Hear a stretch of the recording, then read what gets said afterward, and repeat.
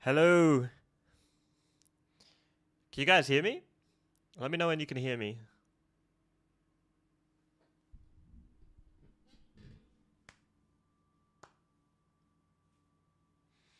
Hello, hello. You can hear me? Yo, what up, Wiz? How have you been? We'll give some time for people to trickle in. Hey Casimir. Noah, what up?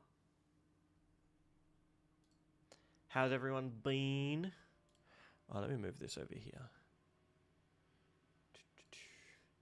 I've been waiting for this day. Did you end up having some time to check out the notes I left you with? You're the Game Watch player, yeah? Yeah, you were. I'm good, Noah. Thank you for asking. Yeah, let's give a little bit of time for people to come in. Did anyone try to work on their habit over the week? How did it go? Casimir, yours was a spot dodge, yeah?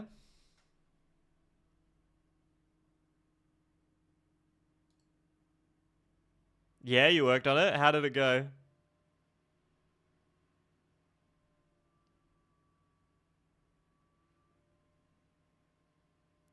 Hey, Doubtful Tunic, what's up? I think it's a lot less frequent. How did you go about it though? Like, what was it like? Did you just try and not do any spot dodging?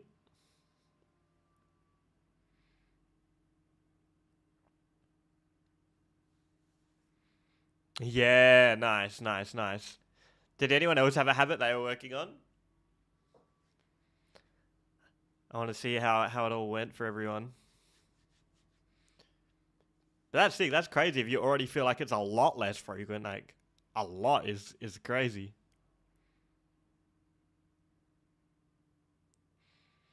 You worked on your spacing, but you don't know what to work on now.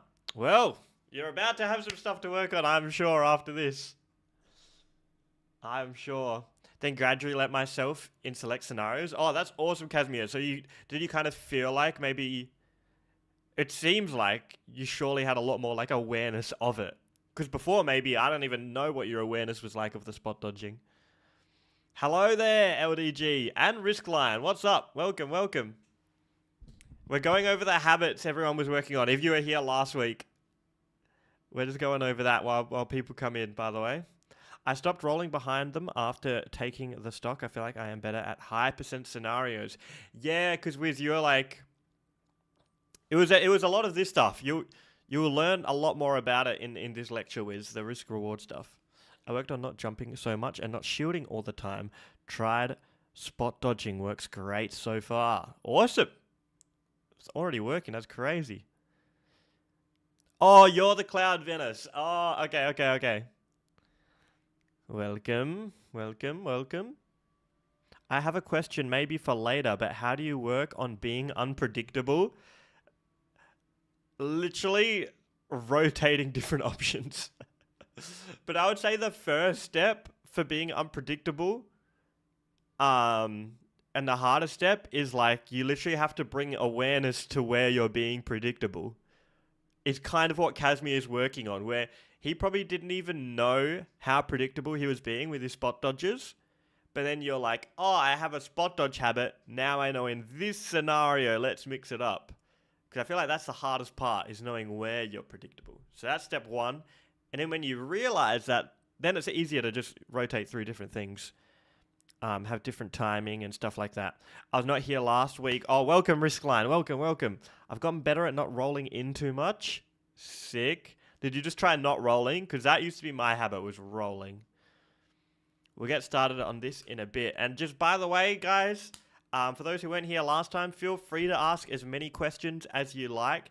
After we go through this lecture, we'll have like, I don't even know how long, but like we'll have time to just straight up Q&A about anything you want. Preferably, as we go through this, if you can keep the questions more so related to this kind of stuff. And at the end, we can talk about absolutely anything. I still have some bad spot dodges, but I'm definitely not using it nearly as much in disadvantage. That's sick. Awesome. I feel like attacks are predictable. It's probably a lot of about timing and movement then, Noah. And a little bit about this as well, risk reward. I haven't looked yet at your guys' suggestions for the next lecture, but that could be a really good one, like movement and timing. Oh, you saw the VOD risk line? Nice. What did you think? I've tried matches by not rolling in general, and it helped a lot. Yeah, nice. Was it hard? Did you still roll? That's when you realize, like, oh shit, I do have habits. Is when you're like, okay, you know what? I'm just not gonna roll at all, and then you still roll. It's like, oh shit, I must have habits. Because before that, it's like, oh no, I just do it because it's good. It was it was so hard. That's so funny. Yeah, because I would be like, oh well, maybe I'm just rolling and spot dodging because it's a good option. It's not a habit. Okay, we'll try not rolling or spot dodging at all next match. Ah shit. Ah shit. I'm still doing it. That's when you find out. That's when you find out. Alright, well, maybe we should just get straight into it now with the old risk versus reward, unless anyone else has anything to say or talk about. Or are you guys ready to jump in? I'll do the same thing where I don't have my camera on the whole time, so you guys can see. Ready to rumble? No one else has anything? I'll just wait a bit. I've also learned to be more patient and not chase them down all the time. That really changed how I fought against Switch that teabag. You can't be falling for those traps, Doubtful Tunic. Very nice, very nice. I love it. I love it. Yeah, you don't want to be... That's how they get in your head, man. I literally do that deliberately sometimes with Game & Watch. Like, in tournament, it's like, you try to get like, oh, come get me, I'm taunting. And then they start playing overly aggressive and you just run backwards and smash attack them for it or something like that. It's actually like a good strat. It's actually a tactic, so that's good you're not falling for that. Alrighty. Well, let's get into risk reward. This very simply, I feel like a lot of you likely have a good understanding of risk reward already, but the way I would define it is like it's the measurement of the potential rewards you get of a situation against the potential risks of a situation. Let's kind of just see what your guys' understanding of it is straight off the bat. Can anyone give me like just what is a example of a bad risk reward scenario? Like, what's a bad risk reward scenario?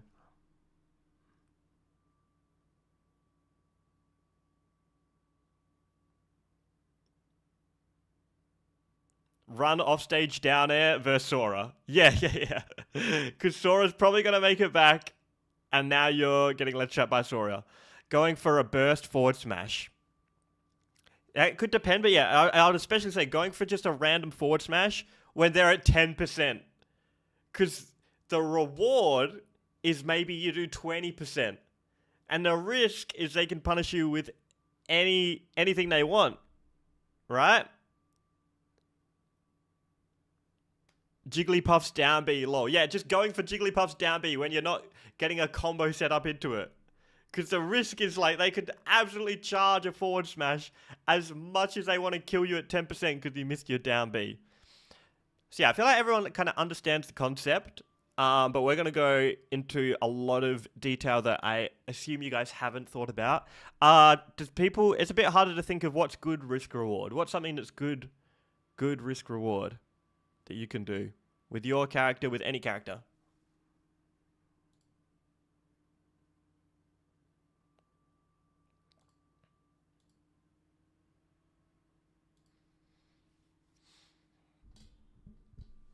Spacing neutral air. Yeah, with what character? Because obviously, as soon as that you say spacing neutral air, in my head, Game & Watch pops in.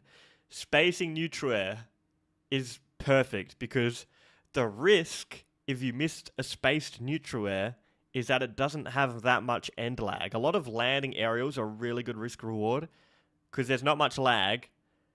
So the potential reward, though, is you could land an entire combo. So that's amazing. The risk is low, the reward is high. That's literally what it's all about.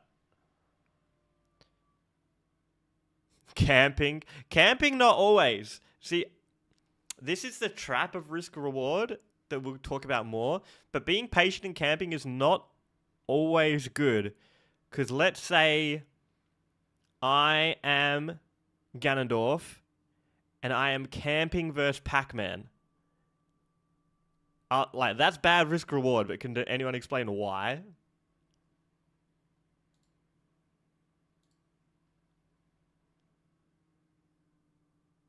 DK Punch is amazing risk reward. DK Punch is probably one of the best examples of good risk reward. That move is nuts.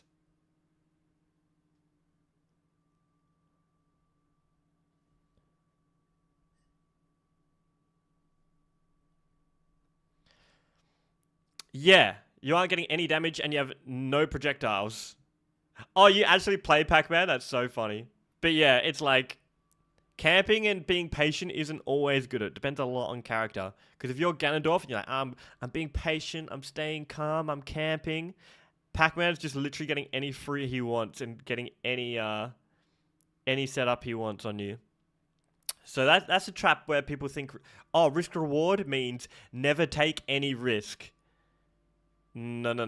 That's not exactly how it works. You need reward to outweigh risk. Is the whole idea. Because if you absolutely camp, then there's no potential for any reward with Ganondorf. So, let's get a bit deeper into it. The way I've structured this is we're going to talk about risk reward specifically in advantage state, then specifically in disadvantage state, and then specifically in the neutral game. Like last week was a bit more of, I would say it was a bit more of like mental stuff, mentality stuff. This is more concrete stuff that is advice you could give to an AI, a robot, and they could apply it in Smash Bros. Straight away. This is like directly applicable concepts to Smash Bros. Let's start off with ledge trapping. The reward for ledge trapping is always a lot higher. This is a concept I've gone through in a Mind Of video, but I thought it would be important to bring it up anyway. There's a reason why, let's say this is the stage. There's a reason why people always ledge trap here.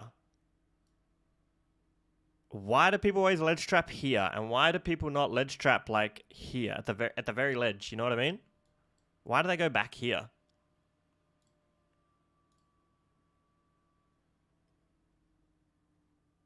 You can react to get up options. Yeah, but you could still react here. If you're here and they roll, you could still react and get over there. You know what I mean? It's not that... In fact, you could probably react easier if you're all the way here. If they jump, you can get up there and hit them. It's not actually... Oh, God, I've deleted the whole thing. How to do that? Bring it back.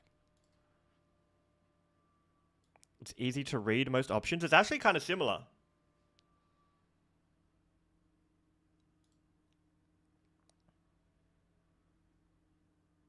Less of the chance they reverse you. Yep. And another thing, guys. Look at the difference here. This actually increases your reward insanely. Because let's say option 1, right? Let's say your opponent... This is your opponent. Let's say the opponent is square, we're circle. The opponent jumps from the ledge and we're here. Or, let's say we're not here, our spacing isn't as good. Our opponent jumps from the ledge and we're here. There is a massive difference between you go up and you aerial them and they go here, compared to you go up and you aerial them and they go here.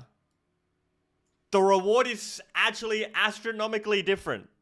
Do you guys see that? Because you're knocking them off stage. Or you're knocking them up and they're still here. Like, the reward is actually so much better if you have good spacing in a ledge trap. So that is actually a big reason why you always want to be here. And you always want to be, there's like a fundamental concept of like, you want to be between your opponent and center stage. It's just like a fundamental Smash Bros concept. It can be broken a lot of the time. Like, let's say you're Ness and you want to roll behind to the ledge and get a back throw kill. But just fundamentally, like if center stage is here, you don't want your opponent getting to the other side. Because yeah, it's just so different. Like they jump from the ledge, now you knock them off stage. Let's say they roll off the ledge, they roll to here, and then you hit them back off stage. Compared to your spacing wasn't at roll distance, you're like all the way up here near the ledge, they roll past you, now you're knocking them onto center stage. Does that make sense? So that's just a good fundamental concept to increase your risk reward when you guys are ledge trapping. Does that make sense to everyone?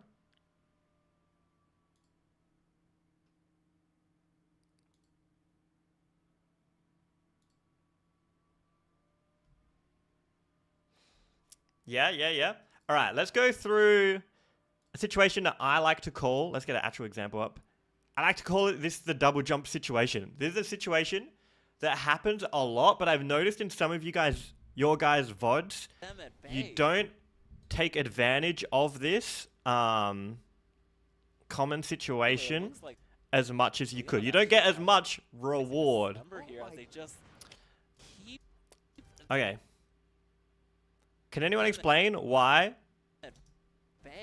Leon doing this down B is a really good risk reward?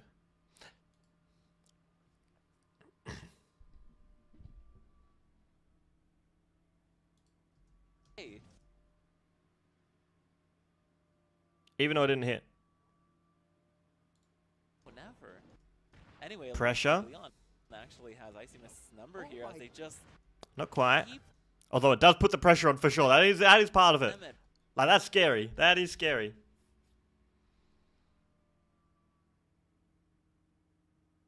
Yeah, exactly. Nah, risk line absolutely nailed it. It can kill and it's safe. It is high reward, low risk. Usually, if you go for a down B like this, right? And let's say your opponent is up here, Leon wouldn't go for this because your opponent literally could just hit you or just jump over you and go to center stage. But there's very often times when your opponent gets down to here, the only two options they have is they fully commit to a double jump all the way to here. And so you cover this with a really high punish option. Or if they don't do that, then that means they're going low and going to the ledge. And that means this high punish option doesn't get punished because they're going all the way down to the ledge. This is like an extremely common thing that happens so often. Do you see how if Samus jumped, she would have jumped straight into this down B and got hit? But the fact that she didn't means that she does not get a good punish. Like, this was a risk. This was the worst case scenario for that. Oh, what a ledge trump. And it's fine.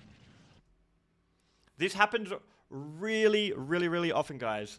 A lot of the time, okay, not everyone has Bowser down B, right? But a lot of the time you can just stand here and you can charge a forward smash. That's why he doesn't go for the 2-frame, because it's lower reward. Yeah, if he went for the forward tilt there, or fire breath, it's like the reward wasn't as good, right? They wouldn't have literally died for jumping early. They didn't jump early, but they wouldn't have literally died for it. Especially when you're playing a character like Bowser. Like, Leon understands risk reward really well, because your character kind of sucks. But like, let's say you're here. If your opponent off stage is here, should you charge forward smash or not? Should you charge a forward smash with, let's say, like Cloud, Mario, whatever?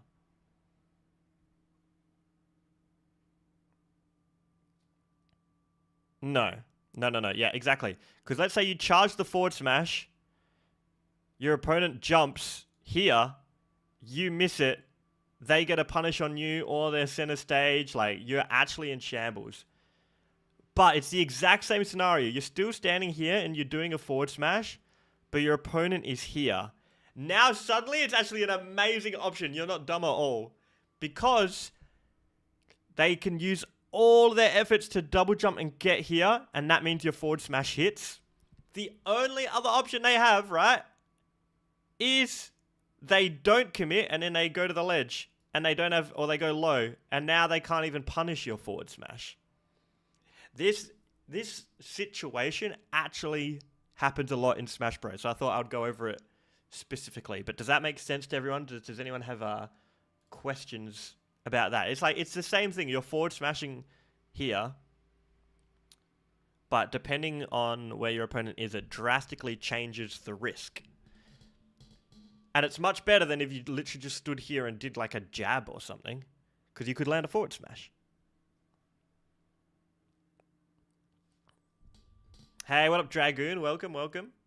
It makes sense. Would the same apply if you're a character with multiple jumps? No, it wouldn't, right? Because the risk would change. Because now, they could just boing, boing all the way over.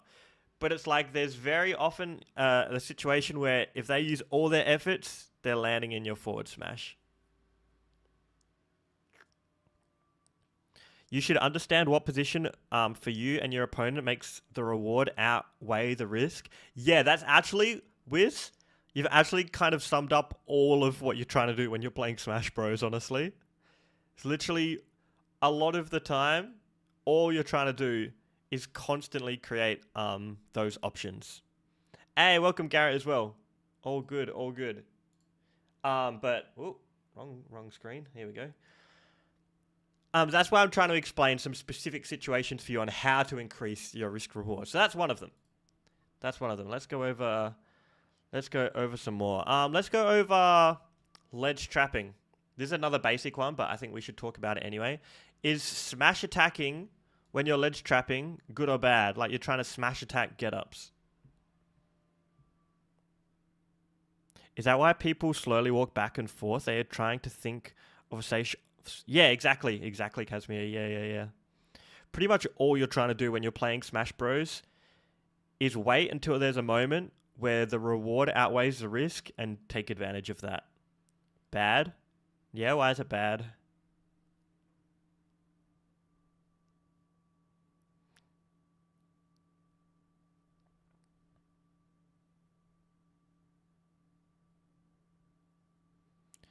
Depends on the smash attack and your character's ledge trapping works.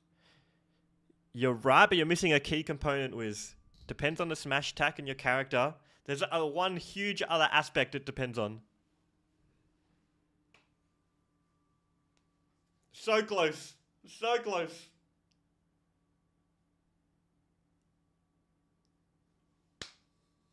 This is fun. I want to see if anyone can get it. The opponent's position. No, they're on the ledge. They're on the ledge every time. It's a ledge trap. You can't cover everything. Yeah, so it's risky, right? Because you can't cover everything, and if you miss it, then you're getting punished. It's this. It's this right here. This big boy.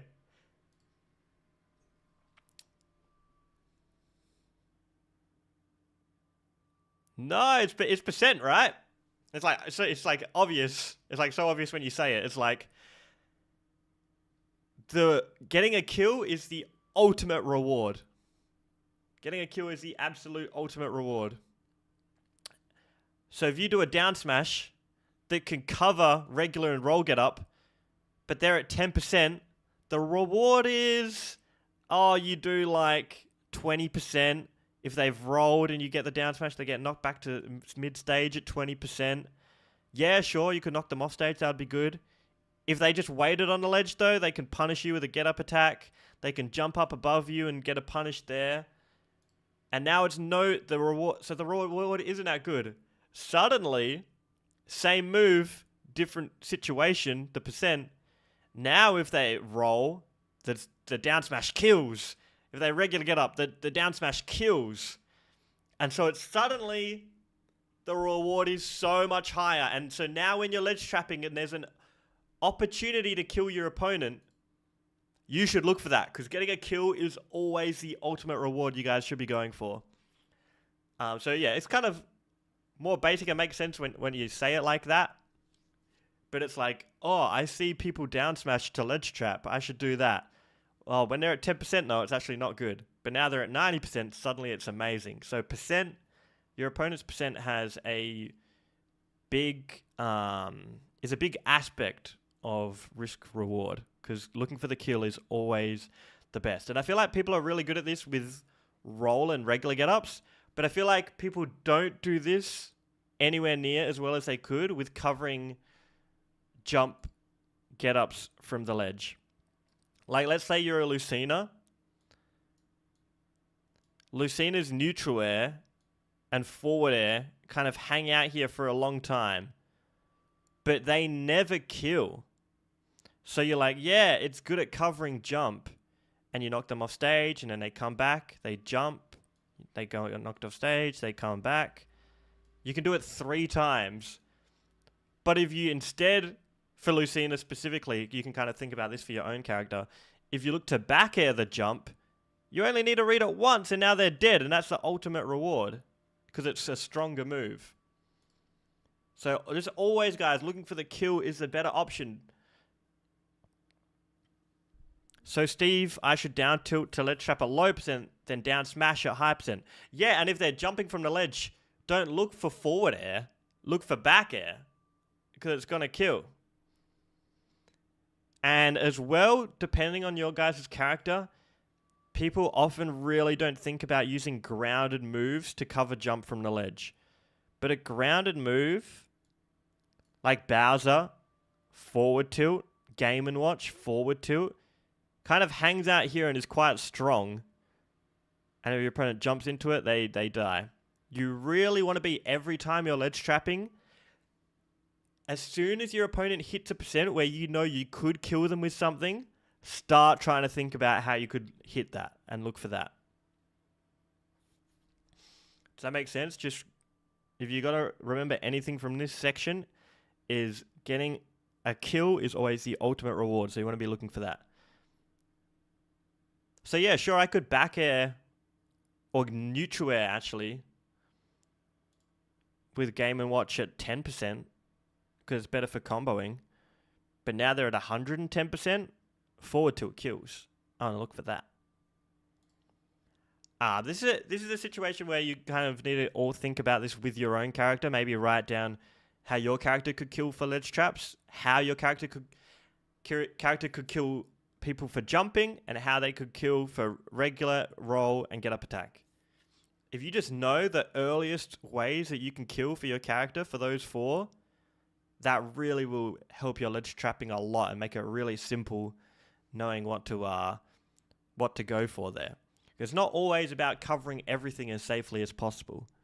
Because if you safely ledge trap your opponent 5 times in a row and get 10% each time, it's not as good as you got to kill once. Are these done on reaction or preemptively? It'll depend a lot on your character, really. It's hard to answer that, but I feel like jump is usually always the one you have to cover preemptively, and then you can kind of react to the others. And so you kind of need to rotate between being like, okay, I'm standing here, I'm waiting for it. If you haven't seen the Mind of ledge trapping video, watch that as well, guys. I won't go too much into this because it's in that as well. But like, you can kind of be here and react to regular roll and all that stuff. But then if they jump, they're already here before you can react. So then you need to occasionally preemptively attack. But then if you preemptively attack, they can roll. But that's the game you're playing. There's no way you can successfully ledge trap 100% of the time with 100% certainty. Otherwise, the game would suck. You'd get on the ledge and never get off. Air moves do more damage at high percent, though. Like, if you go into training mode and put characters at 300%, you can kill with any air move. Yeah. A lot of the time. 100%. 100%. Welcome, KT. All good, all good. But yeah, that's something to think about with ledge trapping. I would highly recommend you guys take notes and kind of apply them specifically to whatever character you're working on, by the way, as you're taking the notes. That's why in the first video, that's why I said it's really good to think of a main, because then you can kind of already know what you're looking for in all these situations.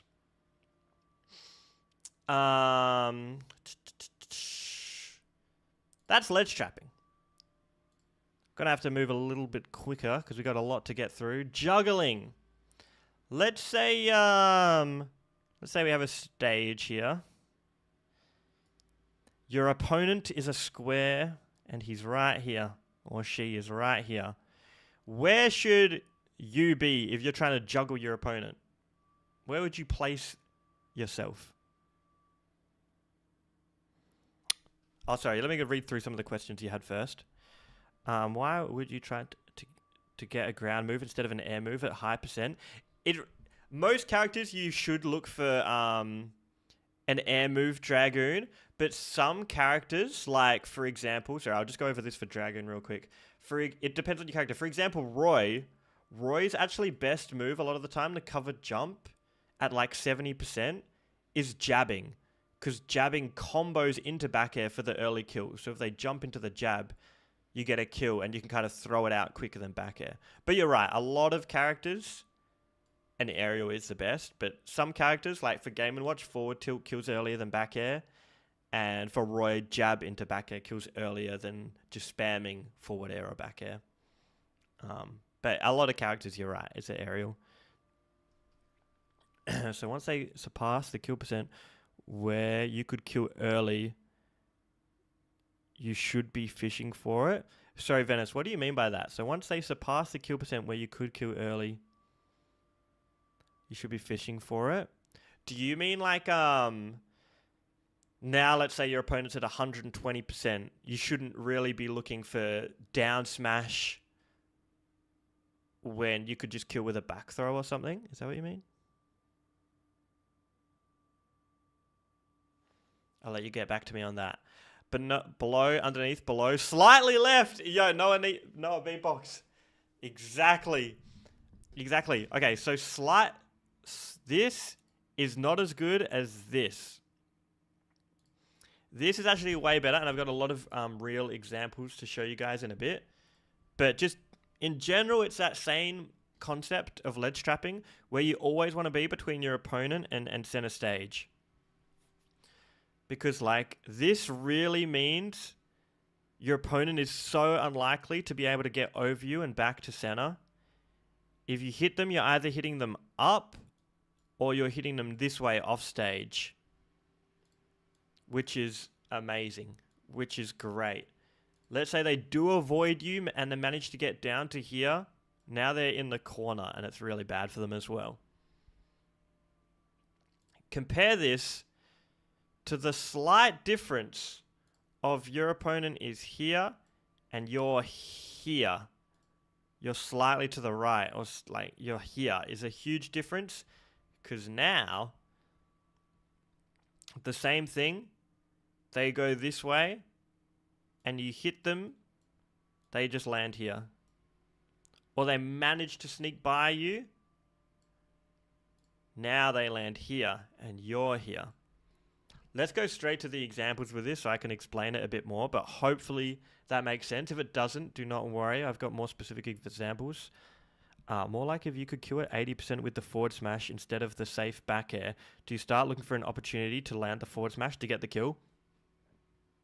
Yeah, if you feel like the risk reward is good, 100%. Just like, I don't know if you were here for that, but just like we saw Leon's Bowser go for a down B, instead of waiting and trying to 2-frame with forward tilt, because the forward tilt wouldn't have killed anyway. The down B is slightly more risky, but much better reward. So yeah. Let's get this here. Let me show you a bit of Mia action. This will really solidify this concept for you guys, I think.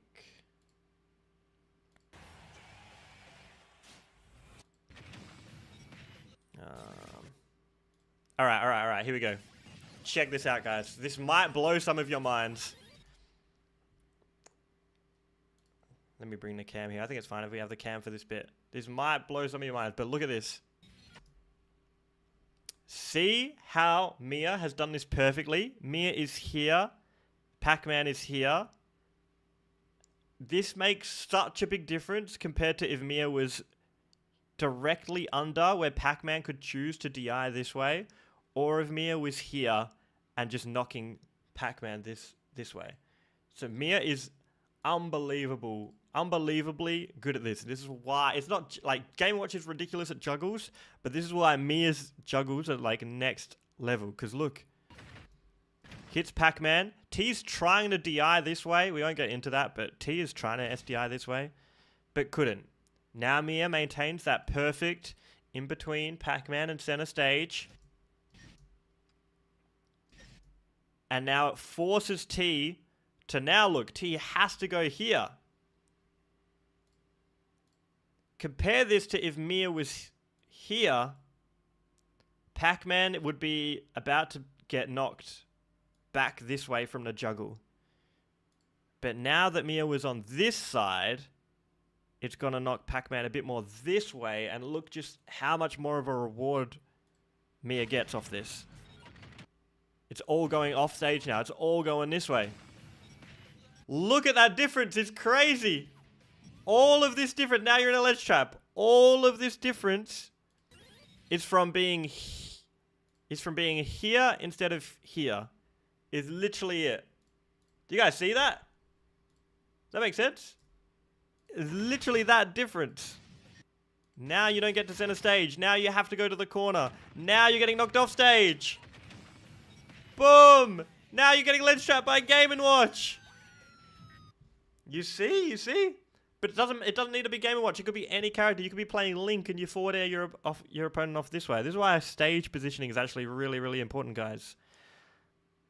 And it's disgusting in the next match as well. Let me show you. See, already, I don't know where we've paused it, but already Mia is here instead of here. Oh, I'm getting too many dots on the screen. So it's just insane. It's just insane how much of a difference. See, Mia hits this up air, and Mia is drifting which way, guys? I've kind of spoiled it already. Let me go back. In, yeah. See, the up air was here. Mia didn't go straight down. They drifted this way. Back to center. Again, the up air came out here. This is Game Watch is such a good example because you can literally see the attack came out here, but now he's here. But it doesn't need to be Game Watch. You could be doing any character's up air. Again. Up air. Oh, whoopsie. It's just over and over. Mia is complete control of the center. Force Kazuya this way, still gets hit. See, look. Now you guys are going to see this more often, but center stage is here. Kazuya's here. Mia's here. It's that same thing. Over and over, and Mia's so perfect at it. Now the risk reward of the situation has changed. This is going to be testing your Game Watch knowledge a bit. But what is the best option for Mia to do here? I'll give you guys a hint. The Mia actually probably doesn't have time to get an up air out. Neutral air is usually the best option to kind of cover the ground. So yeah, see, Noah said neutral air because it covers a lot here. It covers a lot. But what does Game Watch get out of a neutral air?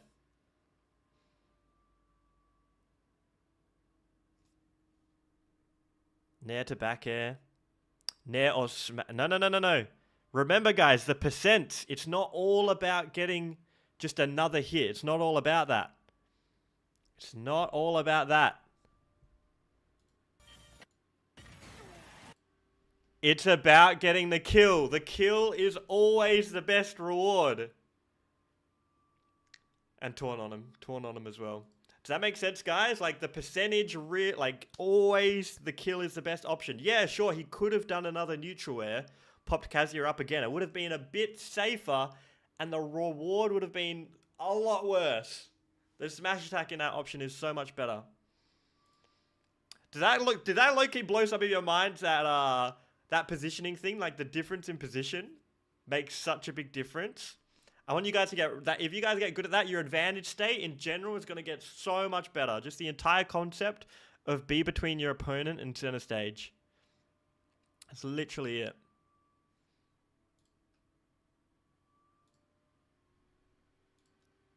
Makes sense.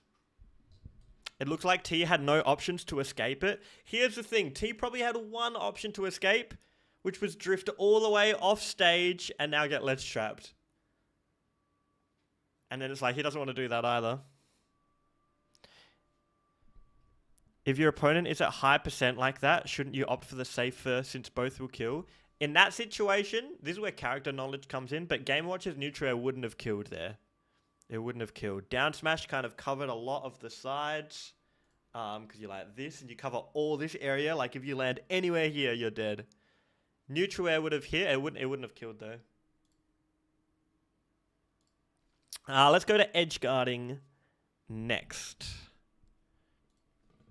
But yeah, does that make sense? Does that make sense? Anyone else have any other questions?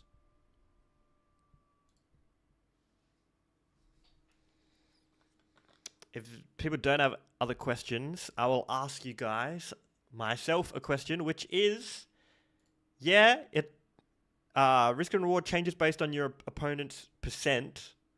What is the other thing your opponent does that changes risk reward?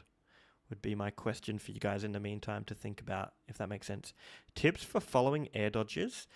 In general, to follow air dodges, I would say this whole concept of being below them and to the center is very important. As well as just taking a moment to wait and react and hit them. They are playing more defensive at high percents. Recover, adaption. Yeah, you guys are kind of on it. Like, their recovery, essentially overall, like, risk reward is going to change a lot on what your opponent is doing. Your opponent's habits. In the most simplest term, if your opponent always has a habit of rolling from the ledge 90% of the time, now looking for an up smash on roll get up is a lot better reward, because it's far more likely that they're going to roll get up, in the simplest terms. Now, in terms of edge guarding,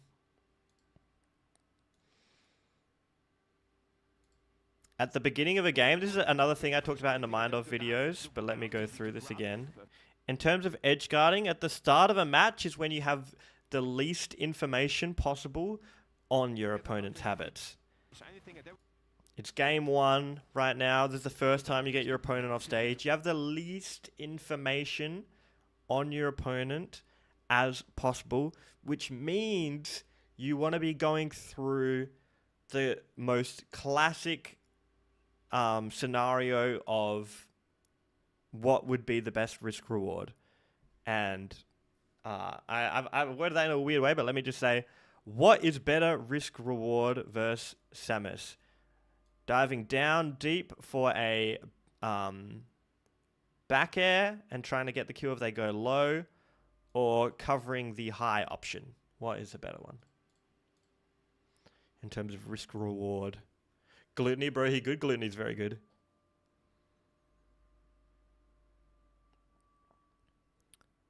Cover high. High. Covering high is right, because covering high means if you miss, you're not now getting ledge trapped. If you dive down there and they went over you, now you're getting ledge trapped. It kind of sucks. If you go up high and they go low, you guessed wrong, then you go back here and now they're getting ledge trapped. Are you guys able to keep up with all the drawings and stuff, by the way, in comparison to concrete examples? Like, are the drawings a bit too obscure, or are you guys keeping up with that? It's all good. At the very end of this, by the way, I've got like just 4 straight up examples of risk reward we can go on. Yeah. I like the drawings. All good. Okay, perfect. I didn't know what level you guys were at, if like that was too confusing for some of you. Let me know if it is, though, by the way. So yeah, look at this. Gluttony jumps off. He's literally jumped off and he's reacting. And now he jumps back. Low risk. And the reward now is kind of just like good information. Like he didn't go flying out there for a deep back air where if he missed it, he's in trouble. He literally jumped off, tested the waters, jumped back. And now he's got more information for the future. This is getting into a bit of adaptation, which I don't want to go too far into. But like, see how the risk was low? And now he still maintains his stage control. So at the start of a match is where you risk reward just in the most fundamental concept. Makes sense. Before you're going for any reads or anything like that. And now he's got information where, okay, if Samus is jumping a lot, maybe it's good for me to jump up there and back air. What would you do with a slow committal character? If your character still has it, like, okay, so because you play Steve, same thing. Steve could just jump here and jump back. You wouldn't go all the way out there, but it's like, it's like boxing where you give a fake and then you kind of see how they react. It's like you don't want to literally be standing right here and your opponent isn't scared at all and they can just be like, oh, okay, I'm going to do whatever I want. You want to find out what their habits are with low risk reward. So you kind of just jump and they're like, oh shit, I jump when he jumps. And then you come back and you're like, okay, cool. I can go for that. Or let's say the opposite. Let's say you jump like this and then they super fast fall down. And you do this like 3 times. Low risk reward option 3 times. Every time you do this, they do this. You do this, they do this. Now you're like, okay, I get it. Now I can take the higher risk of going down there to get the amazing reward because you now know that they go low. If that makes sense. Okay, I see. It's mainly to watch what your opponent does in response to save for a later punish. Exactly. Because now, technically, the risk of going down here to aerial is not as high because they go down here every single time. So there isn't really much of a risk that they're going to jump over me and punish me. This is getting into a bit of adaptation, but it's like, yeah, you safely use risk reward until you kind of unlock a better risk reward, which is now it's not that risky for me to go down there and get the early kill, which is an amazing reward. And now Gluttony's in the juggle situation. And what do we know about the juggle situation? We want to be between here and center stage. Let's look at Gluttony. Does he do it as well? Oh, you see. Look at this. Samus is here, Gluttony's here. Look at this. The difference between here and slightly here compared to here and slightly here is immense. Because if Samus drops down and he's here, Samus gets knocked this way. Not as good reward. Here. Now the reward is amazing. The reward is potentially amazing if Samus drops through. See, look. Now Wario can hit Samus off stage and get better reward. Get even a kill. He got a kill all because of that difference. Are you guys seeing this now? All because of the difference of here in here and here in here. You see that? The reward is crazy. The difference in reward is insane. So hopefully you guys really get that. I don't want to harp on that too much, but I just think that's probably something you guys haven't been thinking about, because I think it's absolutely low key, extremely high level stuff. Why does this make high level Smash look so simple? Is it really that easy? Because nothing's that complicated. It's just hard to see it in the first place. That's like if you guys probably now watch people who have never played Smash Bros before, they look so dumb because you are knowing what they're doing wrong. As soon as you just know what is happening, you can see everything. Everything makes so much sense. It's like literally like going to a country where you don't speak the language. You're like, what the hell is going on here? But then as soon as you know the language, you're like, oh, they're literally just asking to go to the toilet. It all makes sense. I know that was a bad example, but like as soon as you can see it, it's simple. It's simple. It's not rocket science. Exactly, Dragoon. Exactly. We're playing some Smash Bros out here. We're having some fun with a little bit of Smash Bros. It's not rocket science. Okay. Let's keep it moving, shall we? Otherwise, you guys won't have too much time for Q&A. But hopefully this is worth it, this one. Risk reward is a pretty insanely large concept to cover. So I'm doing my best here. So hopefully it's not too overwhelming, all the information. But yeah, disadvantage state will be a lot easier now because we've looked at advantage state. So you're kind of just doing the opposite. Like, you guys can probably answer this now. I feel like almost everyone here could answer this. Let's say you're in disadvantage and you're here and your opponent isn't doing that whole between you and the opponent, your opponent between you and center stage well. Let's say they're here. You guys probably all know what to do in this situation now. It's kind of it probably looks very simple now. Now, which way drift in.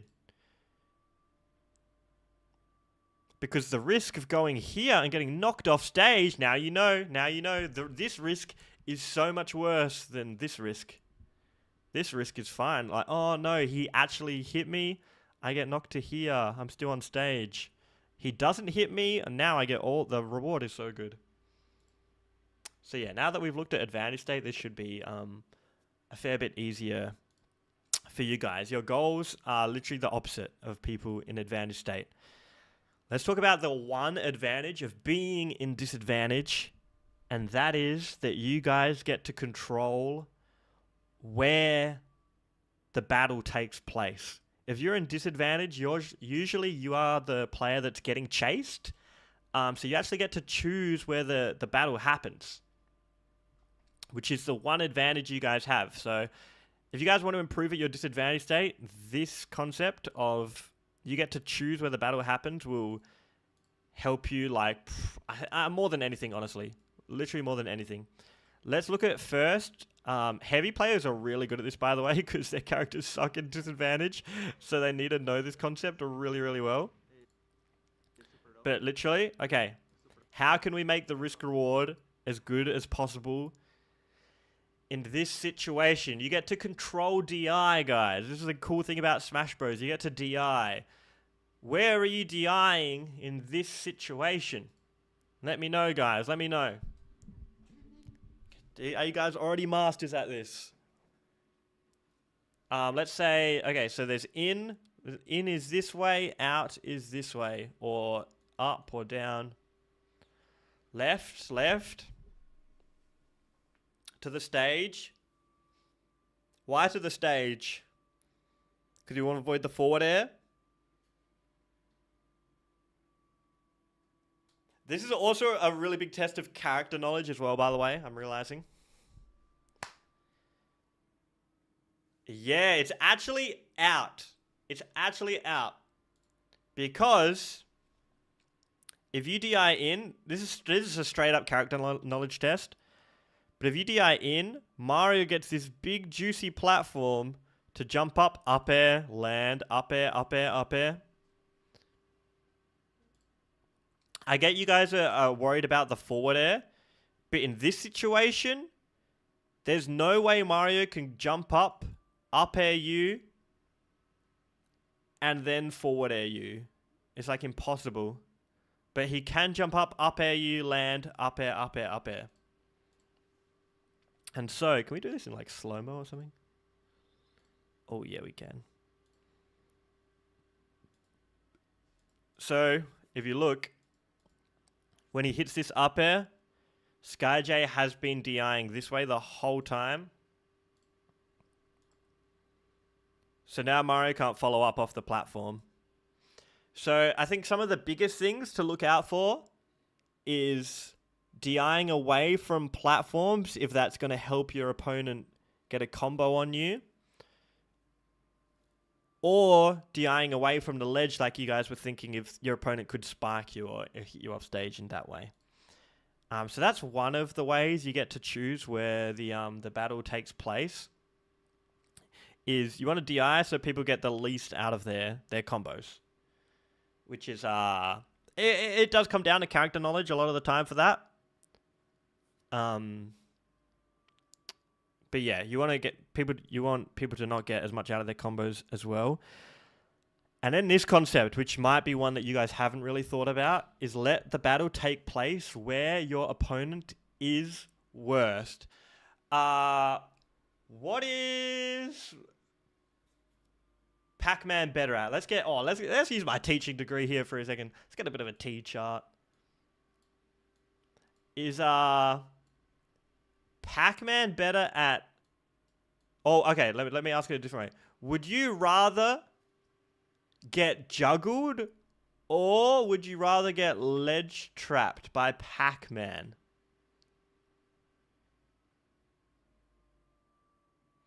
What?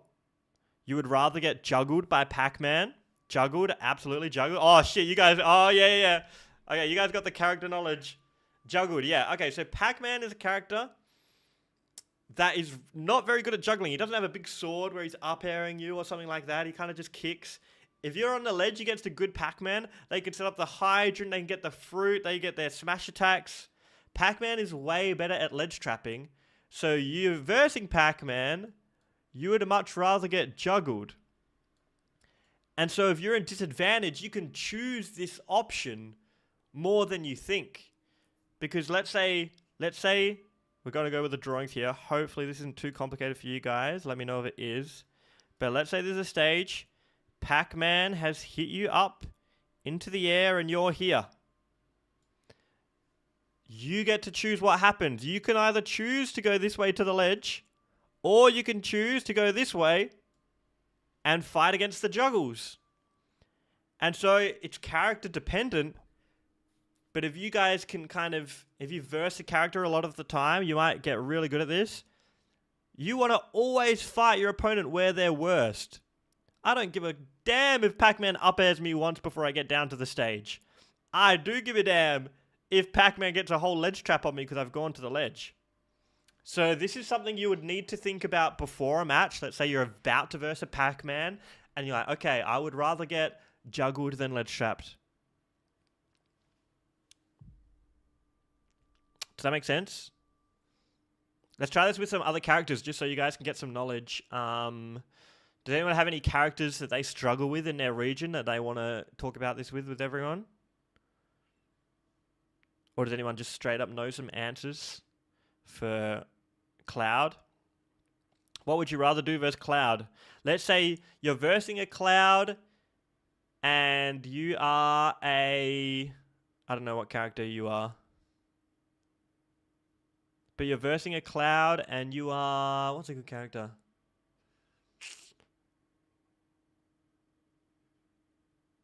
Yeah, you're King K. Rool. Or you're Sonic.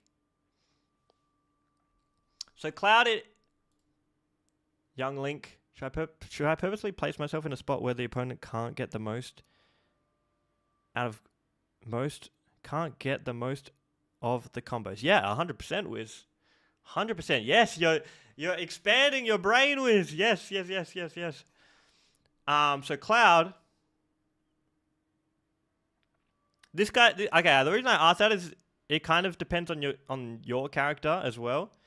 But I would say, personally, especially if you're on a stage like Battlefield, I would probably rather get ledge trapped than juggled by Cloud. Because Cloud's jumping up with his sword like this, and you're trying to land and he's up-airing with platforms, and you just can't get down to the ground, and you get hit by 4 up-airs, and now that's like, what is that, 60% or something? So then maybe you're like, shit, I don't want to get juggled by Cloud. It's not working out. I would rather get ledge trapped by Cloud. If I'm at 10%, I'm far more likely to cop 60% from a juggle than I am to go to the ledge. And I'm probably not going to cop 60% from a ledge trap. So I would rather go to the ledge against Cloud. That makes sense? The character you're playing changes things as well, and your percent changes things as well on top of that.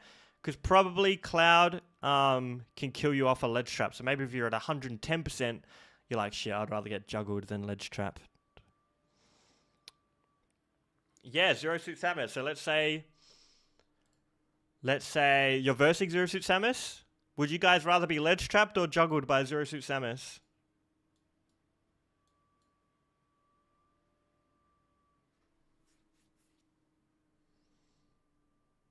It depends on your characters, so it's literally there's not like a definitive answer. Yeah, I would say ledge trapped as well a lot of the time, because Zero Suit Samus is so quick, she can up air you very easily. Her ledge trap, she kind of has to hard commit to something, right? Maybe that changes. Let's say, yep, Kazmia. I was about to say the same thing. Maybe now you're at 100%. Zero Suit Samus can start down smashing your get-ups and killing you off it for a ledge trap. Maybe then you instead want to take the juggles more. But yeah, it's just like the idea of letting the battle take place where your opponent is the worst at. Especially like higher tier characters, a lot of the time, like if it's an absolute top tier, it's like, goddamn, maybe they're just good everywhere. But like if you're versing a Bowser, it's like, man, Bowser is going to have a lot harder time trying to land an up air on me than he is trying to ledge trap me when he's got flame breath and all that stuff. So think about, letting the battle take place where your opponent is worst. And this concept still applies to the neutral game. For example, let's say your opponent. Hopefully, this might be going too in depth. So if it's too much information, you don't need to listen to this bit. But let's say you're versing a Luigi. What's Luigi better at punishing, rolls or jumps? What's the risk on rolling? What is the risk of a roll? What can Luigi hit you with?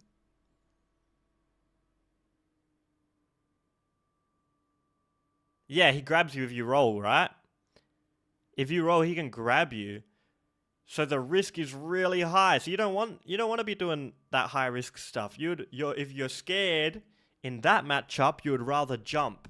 But in a different matchup, maybe you would rather roll. Like you're versing a Robin, she can't even catch a roll because she's so slow. So maybe you're scared versus a Robin, you would rather roll more. So it's all matchup dependent.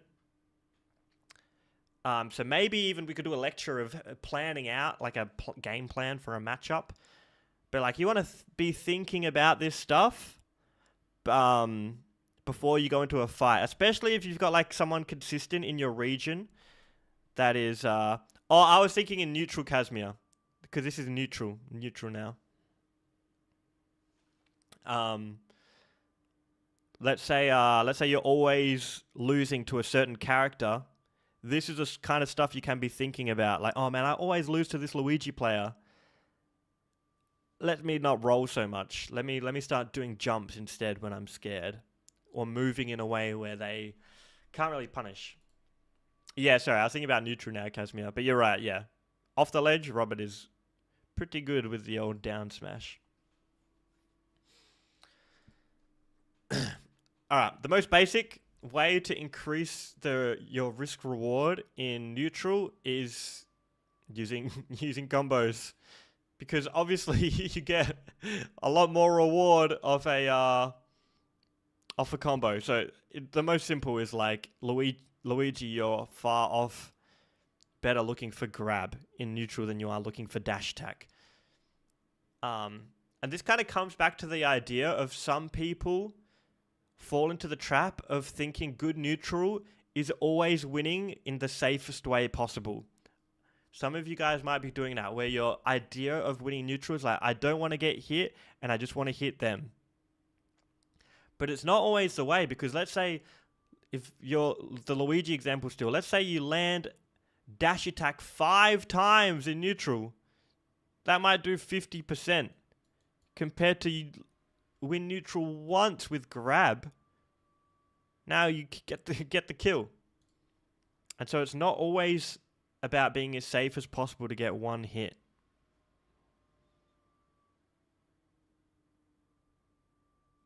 That's what it looks like when what was it? Sora? Wait, I can't. It's getting covered. Someone at MK Leo playing, they just don't get hit. Yeah, not getting hit's important, but it's like don't always get the smallest hit possible so you can avoid getting hit more. Does that make sense to everyone? Because I used to do this a lot. I used to not always get the best punish because I was trying to be too safe.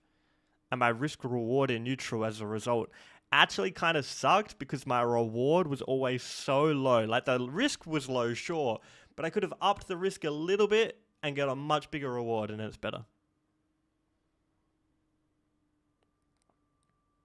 Should I be on the side of the stage because the opponent doesn't get as much out their combos, even if it's in disadvantage? Should I be on the side off the stage?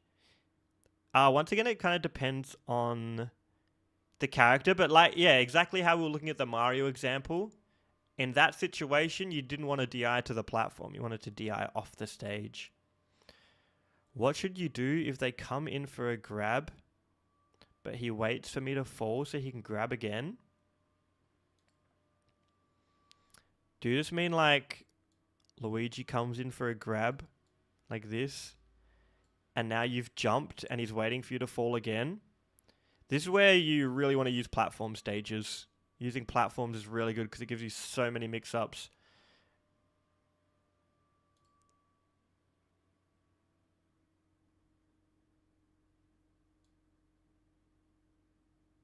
Squirtle? Yeah, because Squirtle can get stuff off platforms with the up airs and stuff. So it really depends.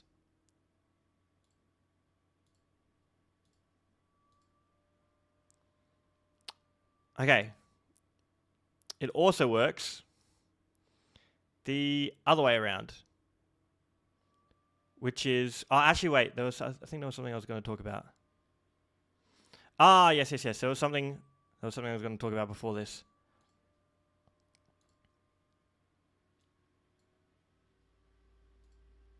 Let me bring this up. All right. Risk, reward, and neutral. If you are a Mario... Once again, this is matchup specific stuff. Actually, this kind of... No, this does come in to the also avoiding your opponent's combos as well. Obviously, you want to avoid your opponent's combos because that's when they're getting their best reward.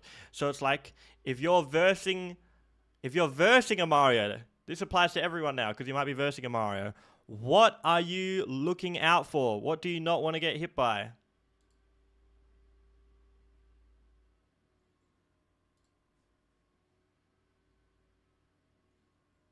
Up air.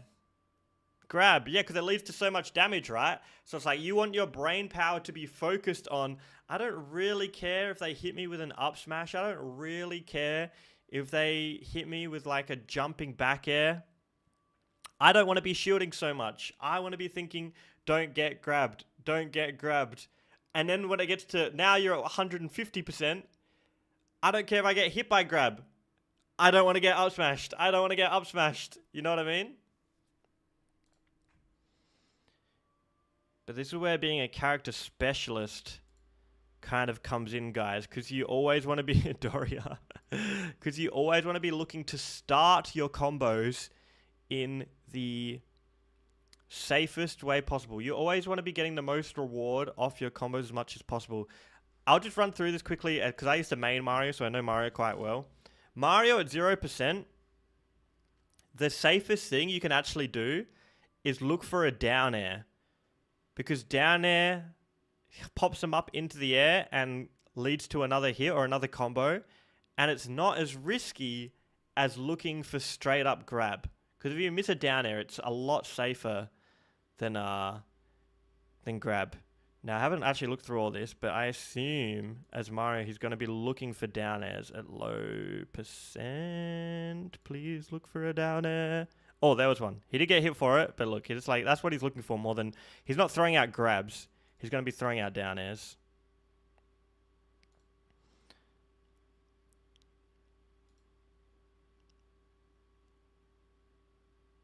Let's see if we can get to the next stock here. Yeah, Riddles is nuts. Kazuya risk reward goes crazy. And now, here's the thing. This is where being, like, it's not just grab. It's actually, yeah, exactly, Wiz. So you know about this. Yeah, back air into grab. So Mario's back air actually combos into grab. And what is... So they're both comboing into grab anyway. Grab obviously combos into is a grab. And back air combos into grab. So they're both equal reward, but what's the least risk?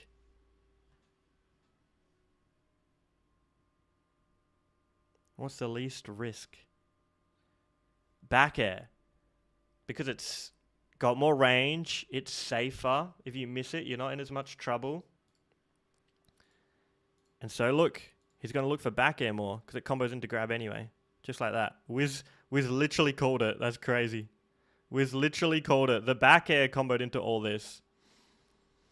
So when you're thinking about your character, think about what is the safest way or safest maybe couple ways in neutral where you can get the most damage. Even write that down right now for whatever character you're maining, guys. Obviously, it changes in percent, but it's like Cloud. Back air into side B is super safe and gets heaps of damage. So I'm going to just give you guys a moment to kind of think about that for your character. And maybe write it in the chat if you can think of something good. You see Mario's do that all the time. Yeah, it's so good, Wiz. It's really good. See if he does it again. 0%. So this is where he's probably... Yeah, he's looking for down air. There's one down air. And it leads into a grab. There we go. Boom. Boom.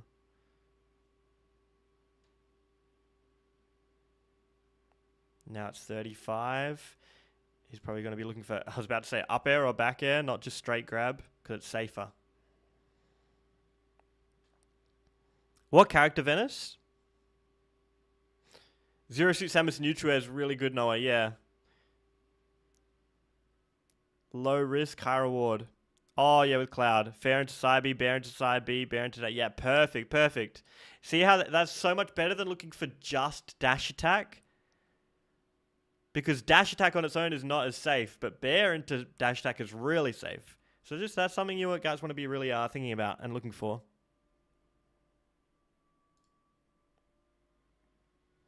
Yeah, you want to be looking for the safest way to lead into a combo, because that is the least risk into the highest reward. So for Steve, using walking, up tilt, and jabs are better than fishing for the grab. Yes, Casimir, exactly, right? Exactly, because the grab is such high risk. This entire concept of safely looking for the best reward is what top players do. This is the biggest separation. This is like the biggest separation. If you guys have ever versed a top player, it feels like there's literally just no opening. Like it just feels like there's straight up no opening. I haven't done this before, but let's look at let's just look at Acola Steven to see how he plays it in neutral. Like how much risk is there? Or is he just playing it pretty safe the whole time? Now let's look for an opening. Let's see if we can find a risky option that he does. Because like, let's say you're a Steve player, you know you get a lot off a grab combo, but I don't know how much he grabs. So he set up the wall. He's safe here. He's hiding. He's mining. He's done a back air and immediately shielded straight after. He's run up shield. Like, you can't punish that. He does a minecart. You can't punish that. So far, I would say he's done nothing extremely risky. He's did a jump. He missed it. He jumps away. He shields. He jumps. He aerials. He's done the up airs. These all could have led to combos, right? I don't know Steve very well because Steve's literally banned in Australia. I do need to... But Casimir, could all of this stuff led to combos? Like, could that have led to a combo? The up air, landing up air, that could lead to a combo, right? These could all lead to combos. That could have led to a combo. The landing forward air. But where's the opening been, man? Where's the risk? It's just all reward. Boom. It's all reward. Like, he hasn't thrown out a single grab, even though that's what is, like, that leads to a combo. It's like the risk is too high. So hopefully that makes sense.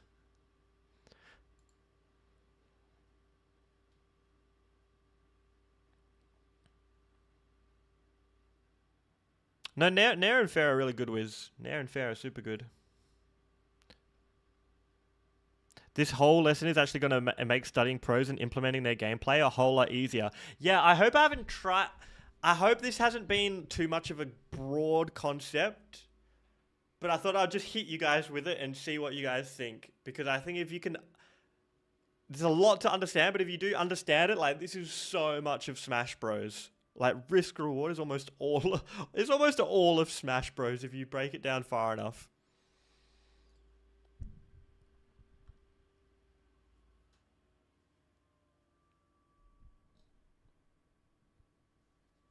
But yeah, let's get rid of this. Oh, what happened?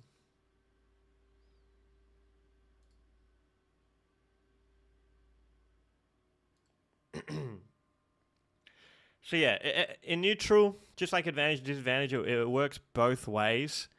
And avoiding your opponent's combos. So like this just means like if you're versing a Fox, you don't want to get hit by landing neutral air or down air at 100%. Because the risk of getting hit by that means you're dead. But the risk of getting grabbed versus a Fox means you get thrown off stage. So it's like you want to use shield more if they're up above you in the air. Just stuff like that. And we've kind of gone through this actually already, but kills are always the ultimate reward to look for. So even in neutral, if you have a combo with your character that leads to a kill, if you can work out when you can hit that on your opponent, that's always going to be the best reward.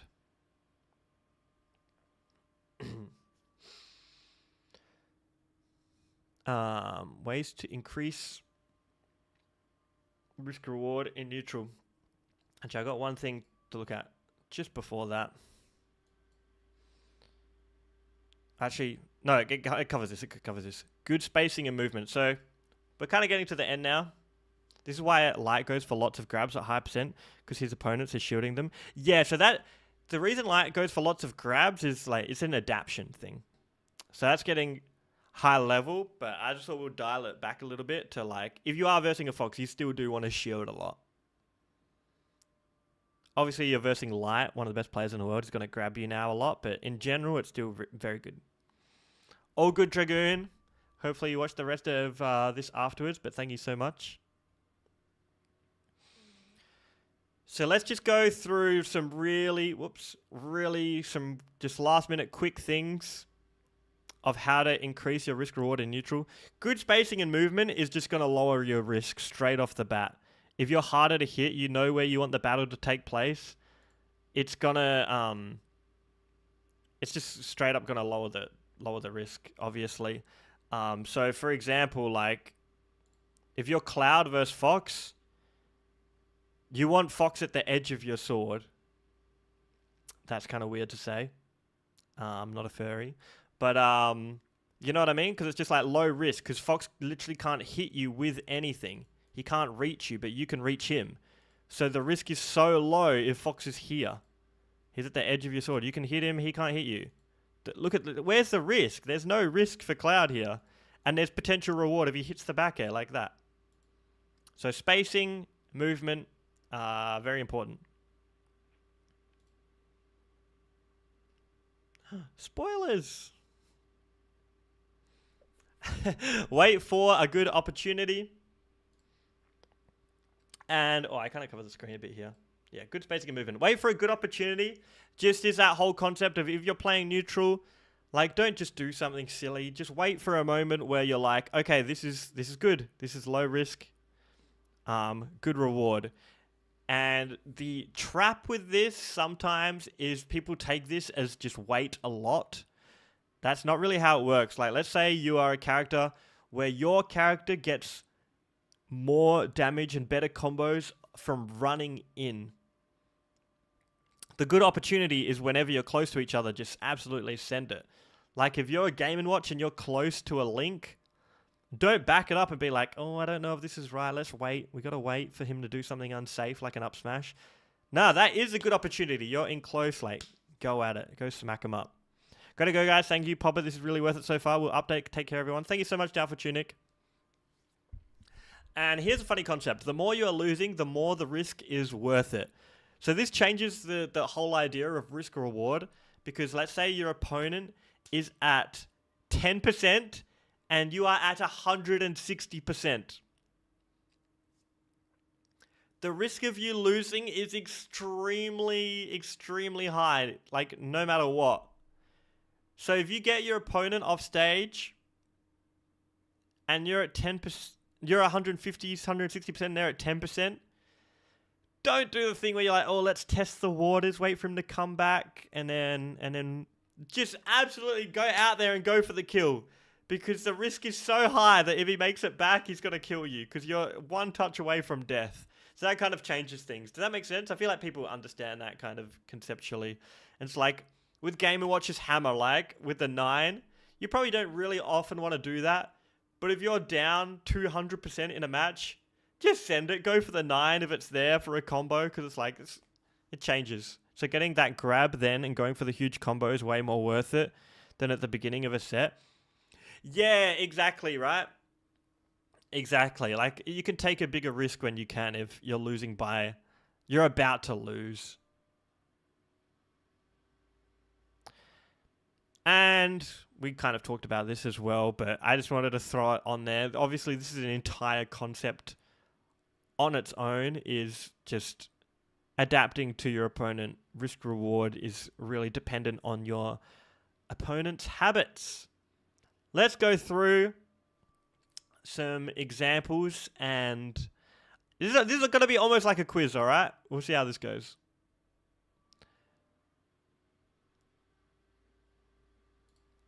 Classic has an EE. What if you play Lucario?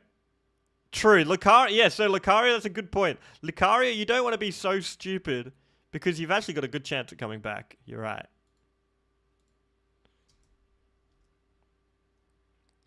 Okay, I'm going to ask you guys if this is going to be good risk reward or bad risk reward. So he's hit a forward smash. I'm going to let you know right now, he's about to forward smash again with Little Mac. Is that good risk reward or bad risk reward?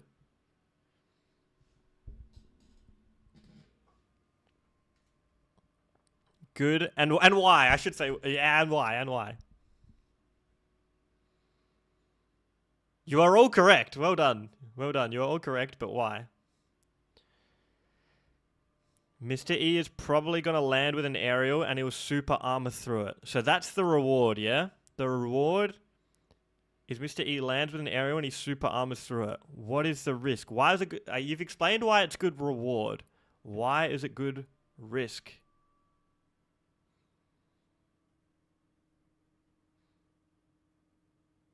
The risk is he jumps and nothing happens because he's got to go all the way up in the air. Oh, let's go, baby. You guys are freaking perfect. Boom! You called it. He aerialed. Bam! That was the reward. There was a risk. The risk was Lucina jumps and you miss the forward smash. Who cares? Who cares? 100% so far. Well done, well done. Let's get up another one. Oh, God. Get these things off the screen. All right. Another test. Another quiz.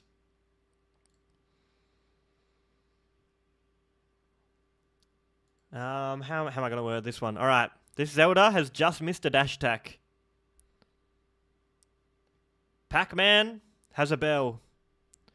Let's see if we can take this back because you guys are too good at that. Let's say, what should you do that's good risk reward after missing this dash attack?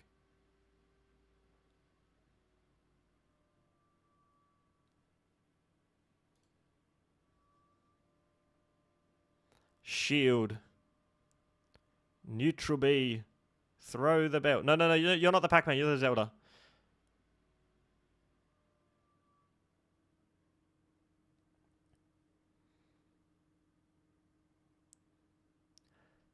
All right.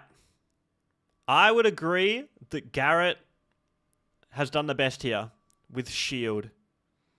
Because Shield is the only option that doesn't get killed by Pac-Man waiting for the bell. You guys went for high risk, high reward with the neutral B.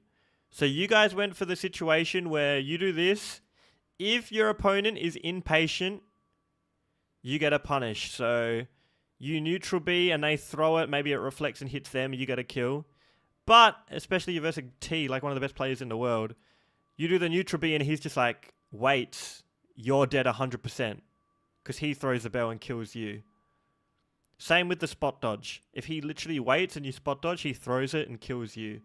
This Zelda went for that option of I'm going to just hope that this player is impatient and go for the kill. Probably because it's a habit. I would say it's more of a habitual thing where you've played on Elite Smash and people are impatient and they try to punish you and you get the punish on them. This Zelda goes for for an immediate up B. That's some character knowledge, because if Pac-Man goes for the punish, Zelda immediately up Bs. It could potentially get the kill. High reward. But there is high risk as well. So I personally would say that this is... It's not like a low reward, high risk. It's not the worst option ever, but it's high risk, high reward. And I would say the risk is a lot higher because you're versing a good player. Yeah, exactly, Garrett. You can't grab with an item in hand. Because if you just shield, Pac-Man can't do anything. And they went for the up B. Pac-Man went to roll. Pac-Man's just playing patient. It's T. T's not overextending himself. He's playing with good risk-reward. And opening hadn't presented itself yet, so he's not going to risk anything. Now he's waited. He's done the wait until there's good risk-reward. Now an amazing risk-reward scenario has presented itself, which is Zelda has literally landed in front of you with a bunch of end lag and you can get the kill. So I would say that up B was an example of bad risk-reward, because it was like, yeah, sure, there was a reward there, but it was extremely high risk. That's probably everything you guys do that is bad risk-reward. There's always probably a good reward you guys are hoping to get. That's why you're doing it. But the risk is often too high.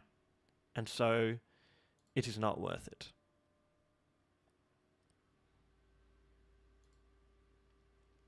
Oh, yes. Okay, so this is more of a... this is a more conceptual approach with the Donkey Kong. Hang on, what have I... Have I written down the moments? Oh, yes. Okay. So Donkey Kong, this is more about choosing where the battle takes place situation. If you're Donkey Kong, you really do not want to be getting edge guarded, guys. I'm just going to give it to you straight. Like, if you're getting edge guarded, you're probably dying every single time. And so this is a great example of choosing where the battle takes place. I'm just going to roll, like, I'm not going to make you guys guess for this, but it's kind of like every time Tweet gets in a bad spot with Donkey Kong, he does like a roll or a really big jump. Because this means if Ike hits you and he kind of messes up, Ike's hitting you back to stage. Or he's hitting you up in the air, which is way less risk than you regular get up, Ike hits you off stage and now sets up an edge guard. So this is just an example of choosing where the battle takes place. I just wanted to show you guys this example of Tweak is, I think he jumps and rolls like almost every time from that ledge, because it's like, see, Ike has to Ike back airs, and see how that changed around, because Ike didn't have that good spacing that we were talking about before. Do you see now? You guys probably see how this back air is bad now, right? Because he's here and DK's here. Where should have the Ike been? You guys probably know this now, right?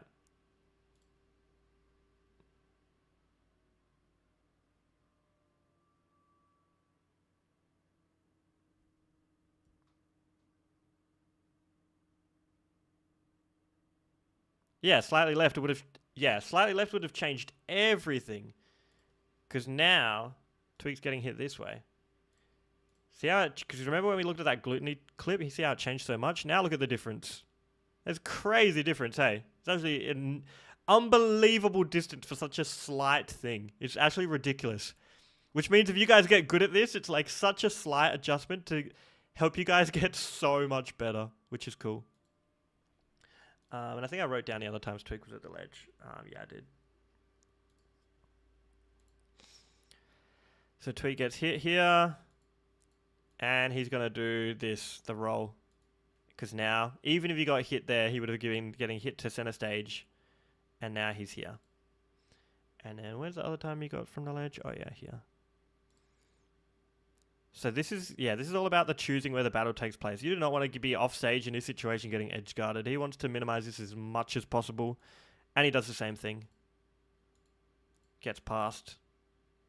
And now he's on this side. Now he gets the kill. So yeah, that was that example. And one more example do we have? Yes, we do. Which one was this one? I cannot remember. Which one is this one? Hang on. What happens here? Oh, yes. All right. Okay, so this is good on Leon's behalf. Huge game changer. That's good, Garrett. That's good. All right. Leon is here. His opponent. All right, you're in it. Okay, let's say you're Leon. Your opponent just did a get-up attack. You're here. You're in shield, which means if you drop shield and run over, you're not going to get there in time for the punish. I'll tell you that now. You don't have time to punish this get-up attack. What's a good risk-reward option? This is the hardest one because you have so many choices, but this is the grand finale. So what's a good low-risk, high-reward option? If you just do an up B now and let it rip, yeah, it might hit them, but Bayo can get any punish on you she wants. The up B's not going to reach her from here. So the up B, I would say, is too high, very high risk. Jump, fast fall, back air. Jump, nair, fast fall. Side B. Neutral B. Alright, so neutral B you could let rip. Bayonetta, the reward on that is Bayonetta gets up in flames, get some damage. Get some damage there. She could probably jump. Maybe the platform would protect you. So that's pretty good, actually. I would say it's not bad, but I've got a feeling if you commit to that neutral B and Bayonetta jump too early, should be able to get behind you and punish. Go to the center. So the center is great low risk. Amazing low risk. But there's no reward. There's no reward. So this is actually something that I was pointing out to Wiz. No, was it Wiz? No. Who was it? Was it Venice? They were doing a lot with their cloud. They were doing that because it's low risk, but it's also low reward. You want to think of a good reward. Jump, fast fall, back air. So what's jump, fast fall, back air? Do you mean like full hop above the platform and look like jump, back air here? So if they jump, you hit them? Is that what you mean?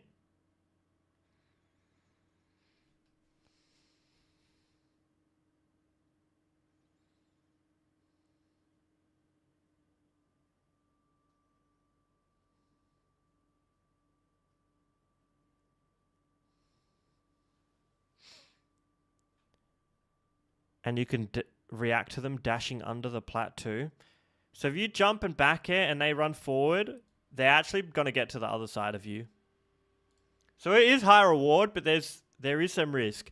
I feel like Leon did probably the best thing here, which is Leon, guys, actually just kind of waits here in the air where Bayo can't reach you and looks to try and back air if they do roll or if they do run forward. If he misses, Bayo maybe jumps and now is above Bowser. And being on the ground with the opponent above is better than the opposite scenario. If you tried to read this jump and then Bayo's underneath you now. But yeah, you guys did kind of get it right. But see how the reward was crazy and the risk was so low. Like, what was the risk? If Bayonetta rolled so he can let a back air rip.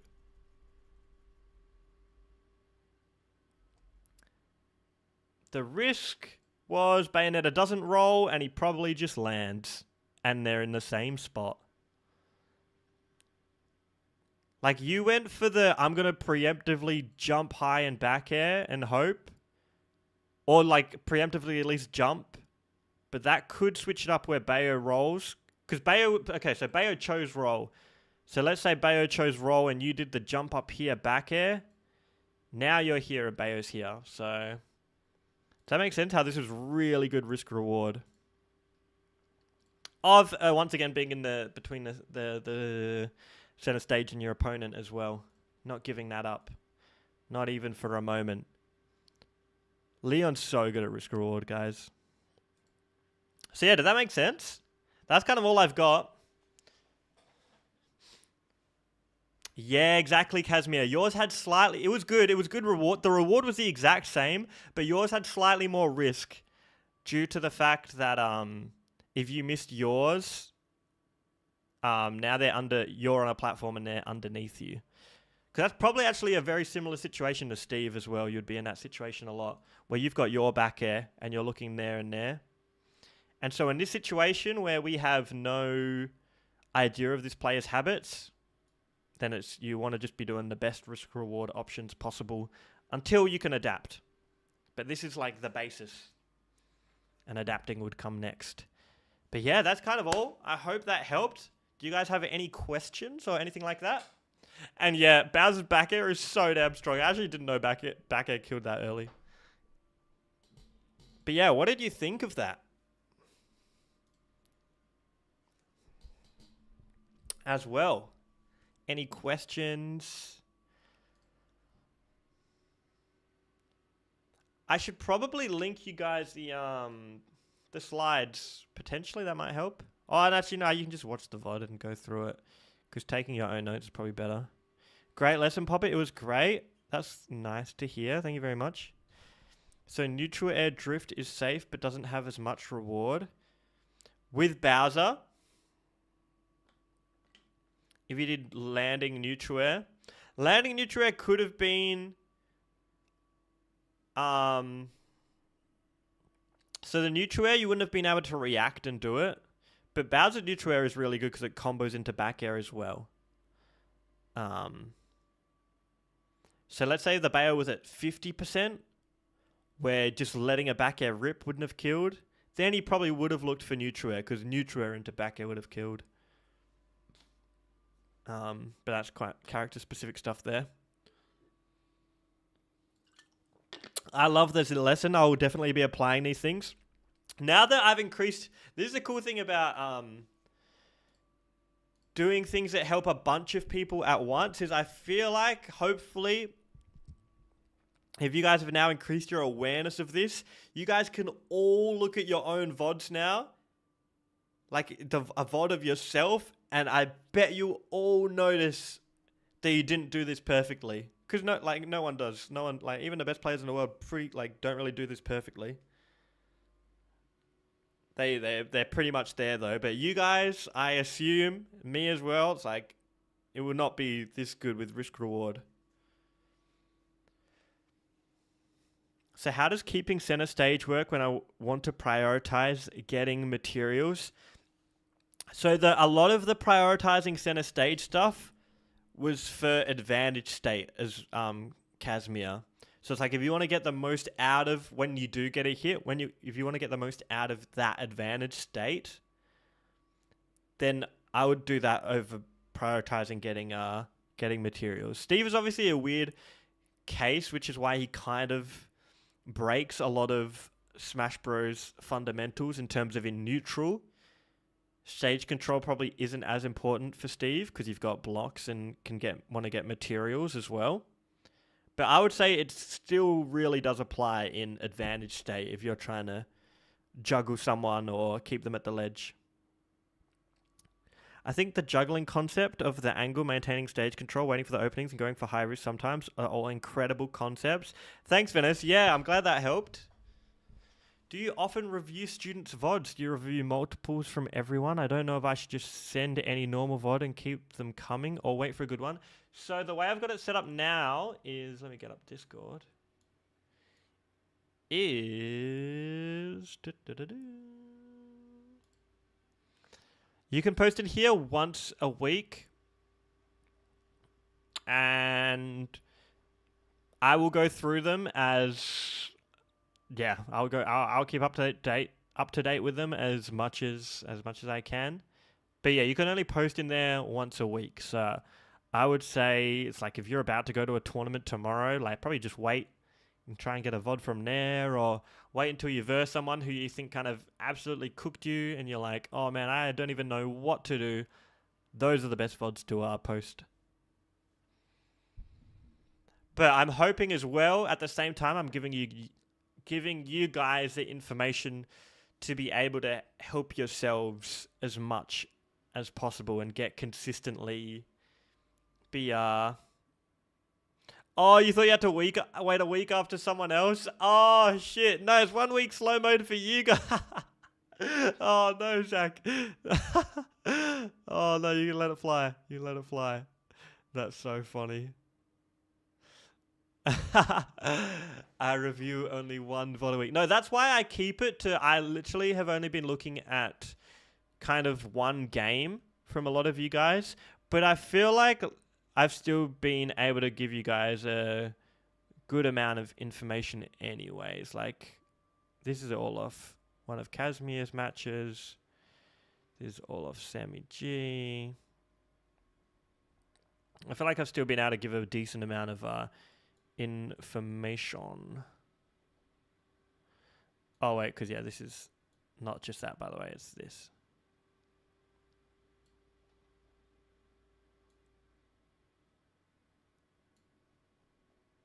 What is the best way to get a VOD? Well, the straight up best way would be going to a tournament and like saving a replay or getting on stream. But other than that, just like any other way, like saving a replay from online. If you could preferably like literally record your screen, like Wiz has done here, is a lot better for me than if you actually give me the straight up replay. Because if you do this, then it's like I can pause and go back and stuff like that. Compared to if you actually send the replay data, it's like I can never pause or I can pause, but I can never ever rewind. It's just very annoying. But if you can literally just save a replay, record your screen, post it in Discord, that's super, super handy.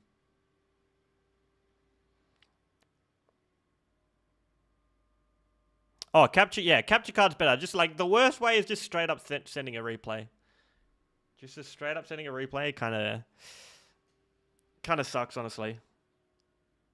Hard thing about getting on stream at the locals, I usually end up having to make long losers runs because I get a tough matchup round 2 of winners. Yeah, look, if you can even just save a replay at the tournament, that's amazing. Obviously, getting on stream is very rare. But even Elite Smash is good as well. If you play online against someone, they beat your ass, save the replay, set it through. You don't know what's going on. Online is still very, very good in my opinion. Like Spargo and Sonics and stuff, they came from online. Online is not like bad. Like it's not amazing, but it's not like if you can beat someone consistently online, you're probably gonna consistently beat them offline, in my opinion. Oh, and also, as well, guys, like, now that you have more information, like, hopefully you guys remember the stuff about this first lecture and how to get good as fast as possible. Let's see if Casimir took a note on it.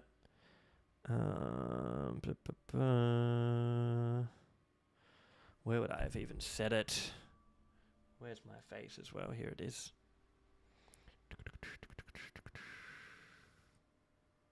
Here we go. Apply and discuss your learnings ASAP. Once you learn a habit, talk about it, actively attempt to counter your shortcomings. Amazing. So it's like now if you guys are even looking at other people's VODs or your own VODs like straight away, and you're probably going to notice this risk-reward stuff, I imagine. And then that's really good for you guys as well. But yeah, any other questions, or is that all good? Thank you so much, everyone, for being so active in the chat as well. Like, so good. So good. I probably did too much of asking you guys questions. Was it a bit too much of like asking your guys' opinions? Maybe I should dial that back a bit, but you guys were really, really active.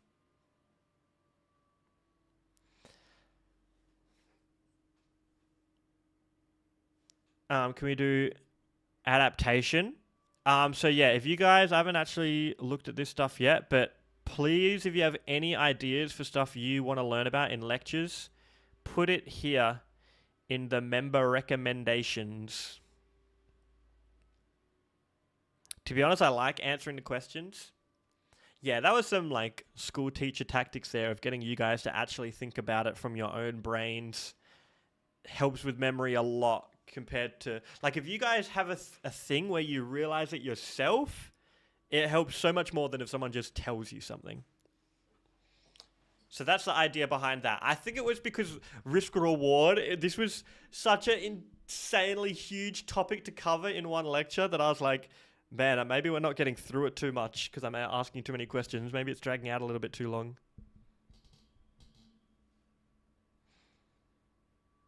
Engaging helps me get that eureka moment. Exactly, Zach Brown. That's exactly what I just said. Exactly. That is perfecto.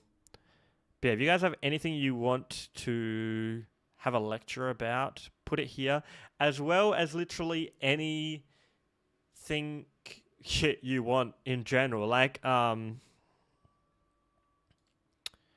was talking about?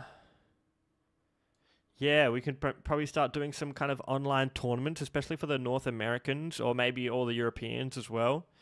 We've suggested, which I absolutely love. I'll try and look into setting that up because that for me is kind of like a time issue potentially, but maybe I get one of the mods to start setting that up.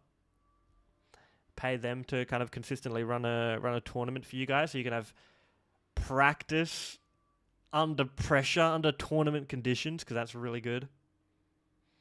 Ooh, we have lecture notes. Ooh, yo, thank you, Casimir. Guys, if you took any notes, let them fly in here. Not only...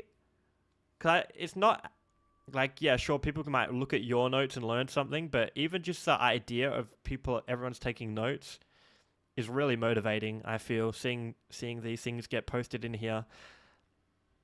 Like the victories tab as well. This is like literally free motivation, I feel. Like you're seeing people like Casimir has gotten better recently, guys. Placed 13th when he was placing... Oh, you posted it in the other chat, but like you're placing like 25th and stuff. Now you placed 13th. That's awesome. That's motivating. The whole community sense is super motivating. So I really appreciate you guys for doing all that. Same with all the introductions as well. So cool. Just want to ask you, how do I avoid caring about my GSP so I can enjoy playing online? So that could be like a crazy, like this could go in so many ways, but at the end of the day, I'm just going to give it to you straight, but like that is like it's an ego issue of like, you're attached to that number, you want it to be high, you don't want to be seen as doing bad. And so it's like, that's a whole kind of thing to tackle of like, but it's an ego thing of like, you're probably kind of tied to the concept of the number is like what you need to have high to get good. Whereas at the end of the day, like getting good and practicing is the thing that helps you get good, not the number. But I can't just say that and it's going to magically snap you out of not caring for the GSP. But hopefully that can kind of send you in the right direction of what you need to be looking at yourself for. Is it's like kind of like a pride thing, like kind of like an ego thing.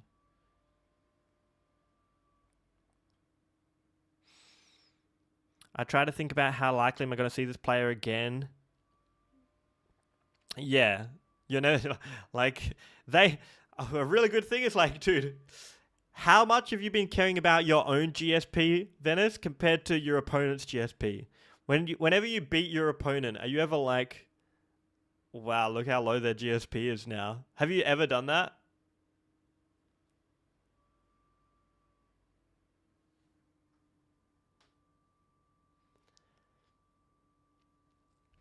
Riskline had lol, no. Yeah, that's the thing with ego and pride. It's always focused on yourself. And everyone does it. It's all focused on you. But everyone else is the same. No one cares about you as much as you care about you. Like, you don't care about your opponent's GSP dropping at all. So it's like, maybe that can help as well. It's like, ego and pride is always you focused on you. But everyone, like, yeah. other people were thinking about you as much as you're thinking about them. Which, to be honest, with GSP, is not much, is it? It's not much. If I beat someone, their GSP drops, I could not give a shit. To be honest, I love robbing people of GSP because I know it takes forever to gain barely any at the top. Yeah, GSP, like it just should be like a fun competitive thing. But it's hard to just say something and then you magically feel better about it. What are good ways to practice? Have you watched the first lecture, Venice? I feel like we went through a lot of that in the first lecture. So maybe watch that. If you have not already. But maybe you have. Anyone else have any other questions? Feel free to let them rip. Have you not watched it yet, Venice?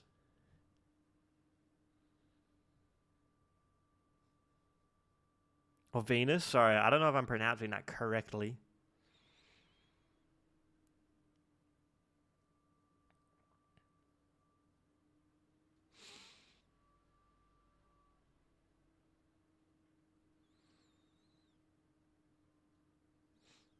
Oh, yeah, so if any of you haven't watched the first lecture, watch that. It's like every lecture is pretty fundamental, in my opinion, and applying it. I guess I didn't take the advice in. Also, you were right the first time. Oh, what did I say the first time? But yeah, I would say in general, like, it's all about habits was kind of the simplest takeaway from the first lecture in terms of getting better. So, oh, Venice? Okay, cool. So that's something that focusing on winning and focusing on your GSP will severely limit you in terms of actually practicing to get better. Because you probably are unlikely to feel like changing your habits. Is Joker good at juggling? He's decent at juggling, yeah, for sure. He's got the up air and the up B. Arsene, obviously, the damage starts racking up a lot. When it gets to the top tiers, I feel like they're pretty good at everything. It depends on your opponent as well. Like, I would say Joker probably struggles a little bit more with juggling. Actually, he's not that bad at all. Because Joker's can beat Game Watch down there if he up Bs it. Which is good for juggling. Yeah, he's pretty decent at juggling.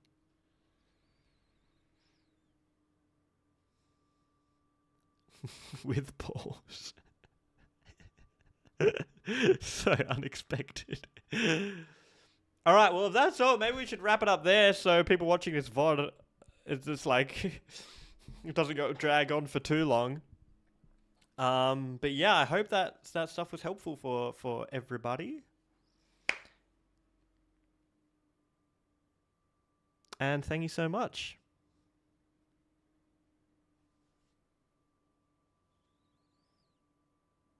Oh, God. Oh, no, you guys are getting out of control. We need to dismiss the class. You guys have been... Dude, I can't believe... Like, this is a long time to focus. You guys were locked in for an hour and 50 minutes. You guys can let the balls and edging jokes drop now. That's kind of crazy that you guys were focused for this long. If anyone was here from the very beginning and you're still here, that's nuts.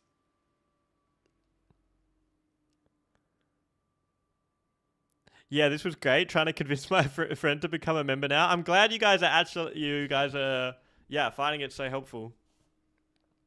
Because that's the whole point. That's my whole goal. Make it as helpful as possible. The stuff that I wish I had when I was getting better, that I didn't need to watch tons of videos for and analyze to get the information myself. If I just had it off the rip and could start applying it, who knows? But I'm like, shit, someone's got to be the guy who shovels all the fucking snow out the way so other people can, like, go speedy on the path. All right. Well, I think we should end it there, everyone. Thank you very much. I appreciate you all. And I hope you all have a great day, great night.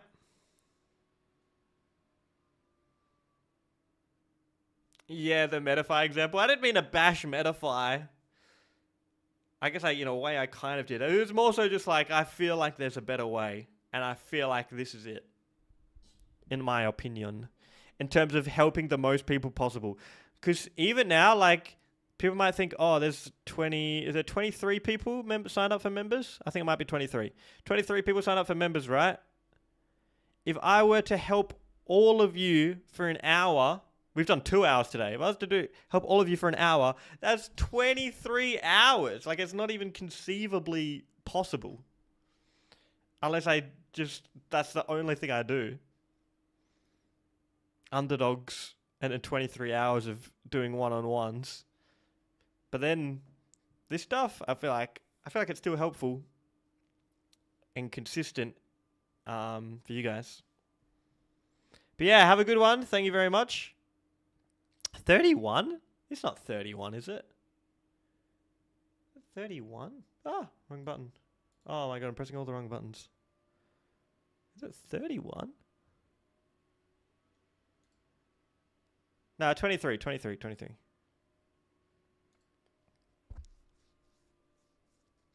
Oh, you're probably looking. That includes the moderators and the bots as well. But anyways, yeah, let's say we got up to 31 though. If it did get up to 31 hours, literally, this is nuts. So I wouldn't be able to help everyone, and I feel like everyone wouldn't be getting as helped. So it's just like lose-lose, and I feel like this is a win-win. But as always, if you do have better suggestions for how to make this experience better, drop it in the members recommendation section. And I'll end the stream there. I've been rambling on. Thank you so much, everyone. That was amazing. I appreciate it. Peace.